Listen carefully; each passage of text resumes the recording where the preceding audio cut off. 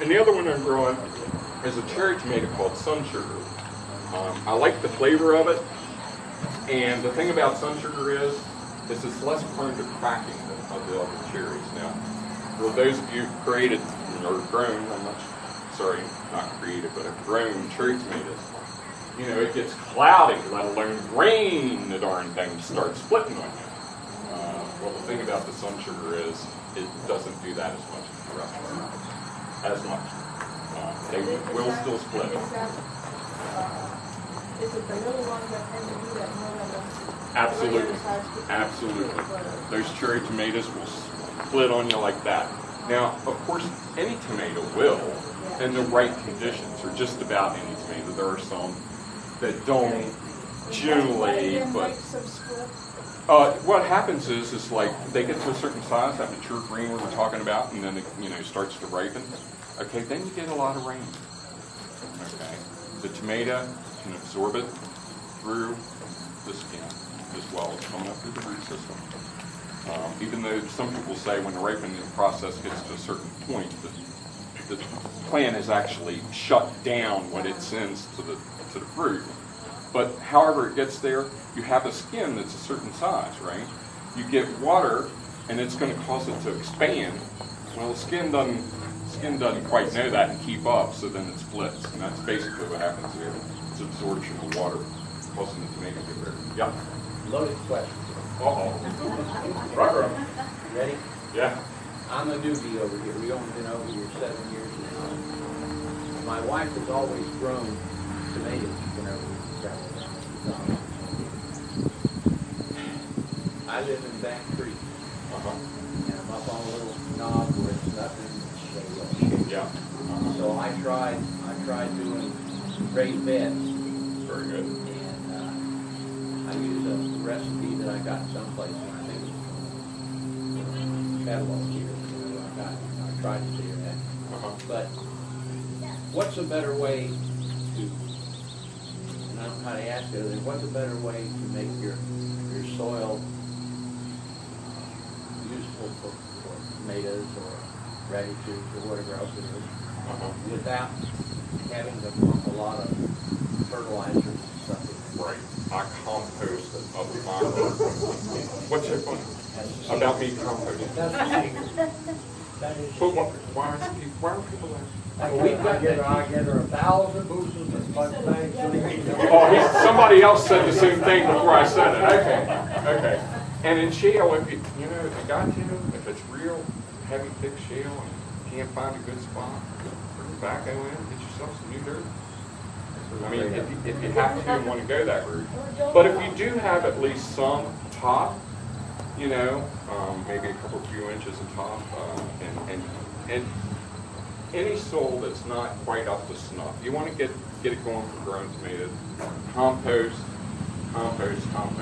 And I always go along that little line down. Little line, and you can use the old-fashioned powder stuff. It's going to get all over you. It's slow, it's slow whacking. And then they got this modern pelletized stuff. It acts pretty quick. But get a little bit of that going on in your soil too, and it'll help with like bottle floss and stuff like that. But yeah, I put my compost. Unless you have rich bottom land, I highly recommend composting every year. And I'll tell you what compost I really like around here. What's the name of it? Potomac Farms. Down at Potomac Farms, they call it mushroom salt. It's composted. It's composted horse manure is what it is. Okay, and that I'm real big on horse manure when it comes to tomatoes. And so I get that, and I till that compost in every year. Yeah, they call it mushroom compost or something. But if you go down there and you tell them I want some, It's the leftover stuff that they grew us from Pennsylvania. and you tell them you want Or mushroom ball. Mushroom ball, mushroom soil. Hay, they put it in the mine up in Pennsylvania. That's what's good white Do they sell it bagged or just? No, I don't know if they get it in bags. I mean, do they sell it in bags? but I get it in buckets. But if I get bags, because I use bags, okay, I use bags in my containers, in my raised beds, okay, and the product I personally like is called Black Cow. You can get it at Bolton's. And another product I've used that I kind of liked was Moo-Nor. See, they're doing a bit of a play on words for manure with moo, so it's cow manure. And so both of those bag products I like to use. And but just any bag cow manure is a good choice. Last problem. Okay, yeah, go ahead. How deep How do you think, and how deep do you think a reasonable raised bed should be? You got to have at least 6 inches. I would, and mine's probably about that tall, so it's more than that. Yeah, I go, but I've got some root crops in there too. Yeah, root crops in it. Yeah, it does fine. I mean, carrots, throw down fruit bark. Yeah, throw that in there. But yeah, you know, the top 6 inches are around the 6-inch mark for like tomato plants. That's where the action is. There's a lot of roots in that area, so you have to have a minimum 6 inches. But me, I go overboard. Okay. Is that good? Yeah, I'm afraid so. Yes, ma'am. You have raised beds, and that's the only place you can put your tomatoes. You're supposed to not put the same crop in the same place. But what do if you have raised beds and that's where... I put the same crop in the same place. But I tell you what you want to do. See, the thing of it is that's a different composition. And so what you want to do is you want to remove a good bit of that out of your raised bed each year, put it out in the yard or something like that. And the reason I'm saying that is because what happens is that the nutrients, either that or you got to put a lot of compost back on top, okay, because the nutrients just leach through it. You know, at the end of the year, all the nutrients they down to what's other, you know, underneath your raised bed. Okay. So that's why the worms grow between the two of them, between the raised bed and the regular ground. So yeah, so you know, I recommend replenishing your soil and your compost it. You know, do what you got to do. But I take a bunch, probably 3/4 of what I have in my raised beds. I take that out, and I got some uneven places in my yard and stuff like that. And I spread it around out there, and then I replenish, and things grow fine. Trust me. Yes. Oh, I'm sorry. Yes, sir. Do you, I think if your 30 plants aren't all in raised beds, right? No, my 30 plants are all on the ground. And do you move where you plant them each year? Nope. You know, I would love to have the luxury of being able to do that, but I don't. So I got to go with what I got, and that is I have something in the same place. Yeah, I got a compost. Now most of my, you know, tomato plants are in containers, and I called them my cheater plants because I cheat. White Grace here is sitting right here with us, and she will affirm that we have BLTs, homegrown tomatoes, every Memorial Day weekend. Because I cheat. I know it's not nice to cheat Mother Nature, but I do it because I want the tomatoes. So essentially, what I do is I start the seeds. It's probably more than you wanted to know. Start the seeds on Martin Luther King's birthday. I have an indoor lighting system. Grows plants up. And then along about March and stuff like that, you know how in the daytime it gets 50, 60 degrees.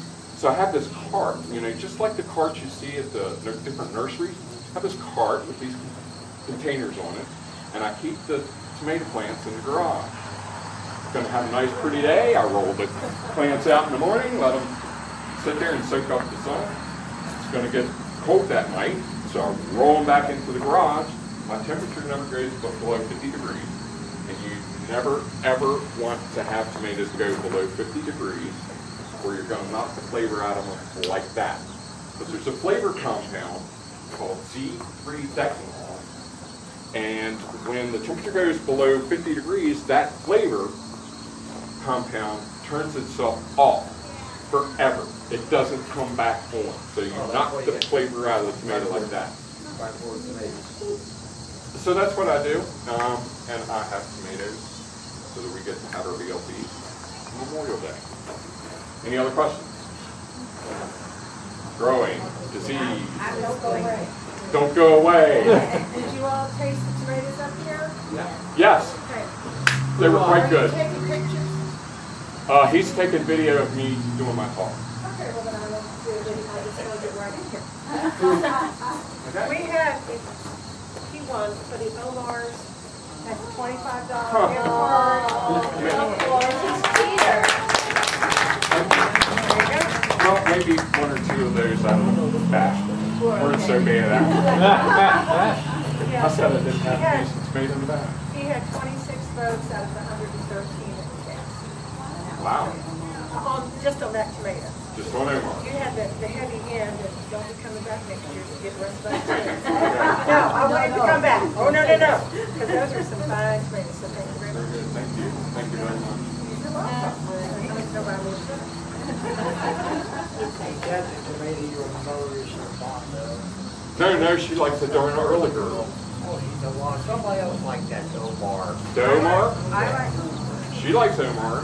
Oh yeah, then it ended up on her BLT an awful lot, yeah. I like it, yeah. That's right.